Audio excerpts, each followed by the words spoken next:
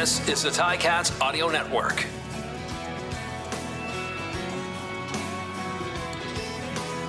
You love the name, the soft voice, the excellence. Carrie Underwood tickets on sale today, folks.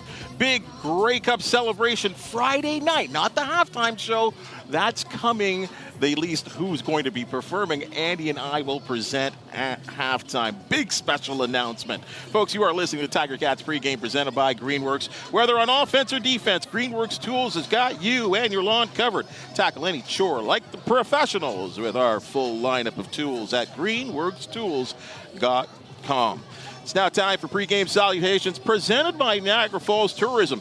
There's no better time to book your spontaneous overnight getaway to Niagara Falls, Canada than now.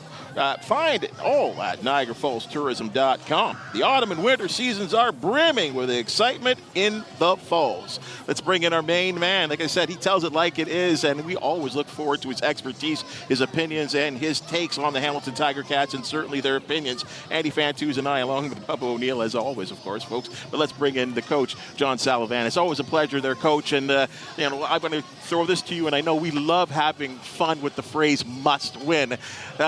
We're not going to use it today for the Hamilton Tiger-Cats. Maybe so for the Calgary Stampeders, but this is certainly one that the Ticats got to get. Well, I'll go back to what Andy said. You know, you can only take care of yourself. You can't worry about other teams. So you win 4 games, and you know you're in the playoffs. Whether you're going to be second or you're going to be third, it remains to be seen. But play the game as it is and play the schedule as it is. Coach, what are you looking forward to seeing tonight from the Cats? Well, I'd like to see a complete game on both sides of the ball and on special teams, where we've reached that point in the season where everybody's got to be contributing on your football team. There's no easy way to put it. Everyone has to do their job. And you go back to Bill Belichick, and you say that phrase and everybody, oh, yeah, that's exactly what it is. Take it upon yourself to do your job, and things will work out. Big announcement this week with the acquisition, Jamal Davis from the Montreal Alouettes. Now, this is a guy that since he came in the league, he was with Montreal. He went to the Chargers for a brief stint, came back. He's been a guy that's always I've circled on the depth chart every time they play the Alouettes. Is this guy's dangerous? You got to take care of him. Are you surprised that they would give up a guy like this to a team that they're going to play in the playoffs? It is surprising in a lot of ways because you never want to have your next opponent or your playoff opponent have some inside track. But it remains to be seen how much he can play and how much he will play in tonight's ball game. But at the same time, you look at that defensive line, we're shooting up 8 guys in that defensive line, which is normal, because they rotate people in and out. Teddy Laurent will not be in tonight's ball game, and that's a loss. But Diallo comes in and should be able to fill that void. Big man, 305. I didn't know he was 305. He's big. Well, large is good when you're on the inside because there's going to be 2 offensive linemen that weigh 300 trying to move you around. So you give away a little bit of weight, but you want to be strong in the middle against this Calgary team because they can run the ball. Now, let's go back and look at what Jake Mayer's done thus far. Now, this guy loves to go downfield with the ball. He's thrown 25 times 30-plus yards downfield for completions. Now, our Hamilton defense has given up 28 thus far this year. So that's going to be a key area to watch in this ballgame. But remember this, Mayer has also got 15 TDs, but has 15 interceptions. So the defense could play a big role if they can get one of those interceptions. Well, looking at that long ball, a big injury this week as well to a not so big guy on the Ticat team. Javian Elliott is out for this game. So Kenneth George Jr.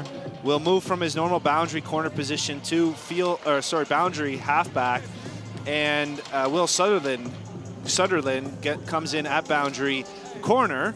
We still have Dexter Lawson playing field half, so three rookies out there in the secondary with Katzentonis, who hasn't had a lot of many games under his belt at free safety. So kind of a new look secondary to go against that long ball. How are you feeling about that situation? Well, I can understand why they moved Sutherland to the boundary corner and put George to the inside. George has at least played a number of ball games, and the inside halfback to the short side of the field has to make a lot of adjustments in play, and it brings in your will linebacker, Simone Lawrence, at the same time.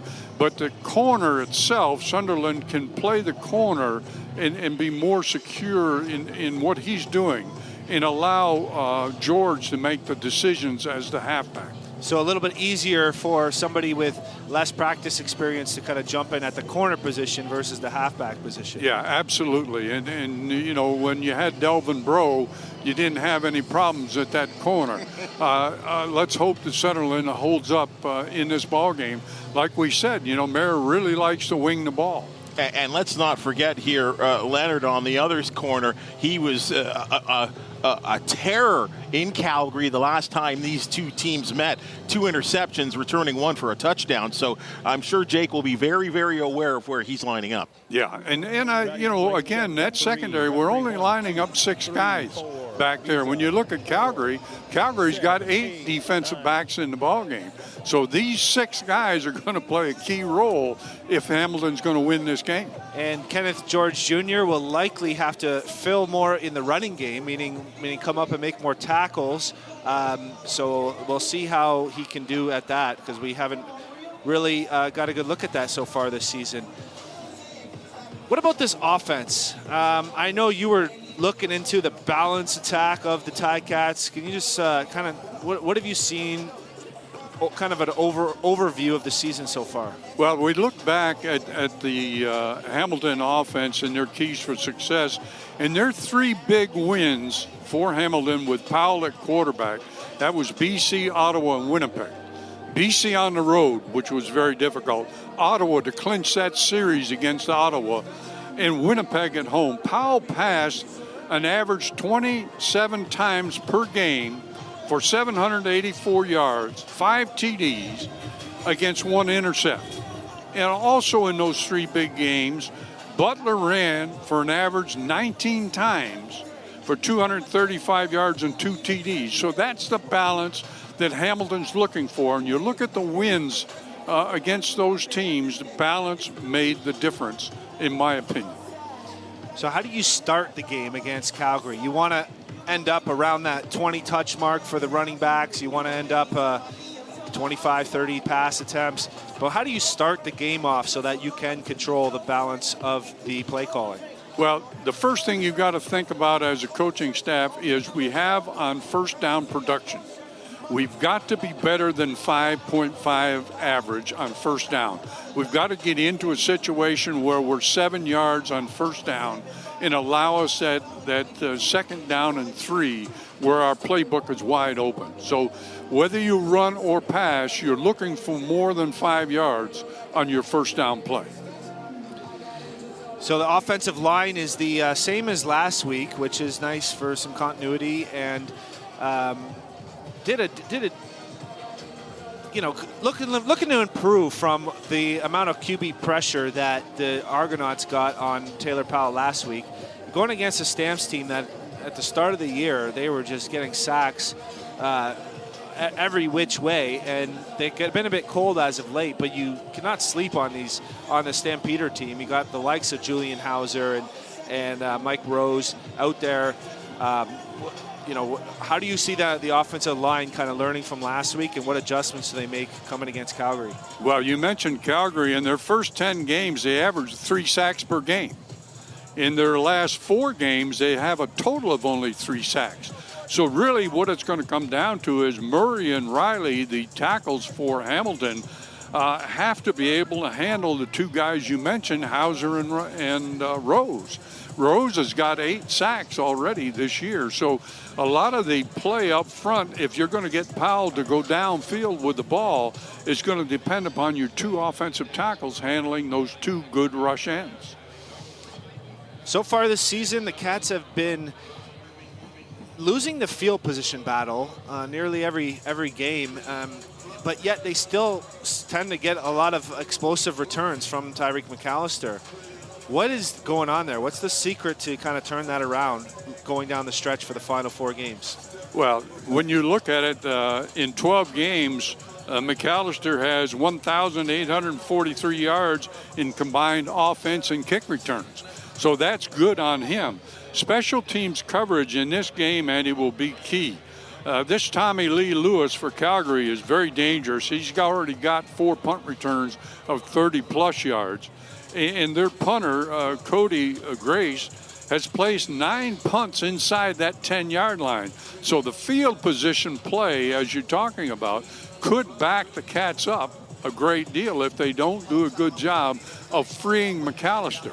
And with Taranowski coming back to play, that maybe balances up that second or that return game a little bit and gives a little bit of a break to Hamilton.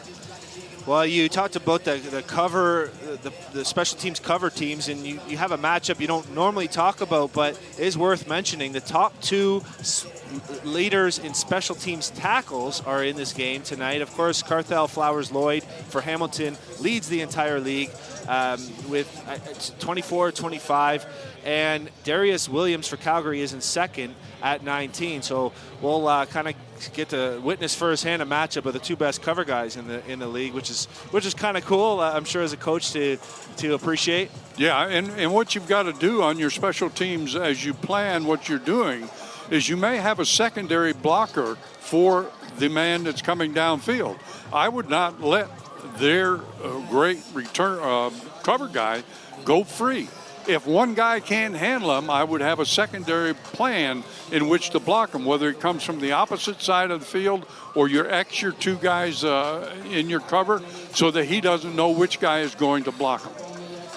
Coach, you have Keandre Smith coming off a career game last week. Do you feed him early, or do you try to spread out the ball and get your Tim Whites, your Terry Godwins involved? You mentioned Tyler Ternowski is in the lineup. Get him some touches. Or you just kind of spread the ball out, or you want to sort of ride that hot hand in Keandre Smith? Well, I think you got to look at what Calgary wants to do. If they choose to go one-on-one against Smith, you now know that he'll go for that 50-50 ball, so you can use him.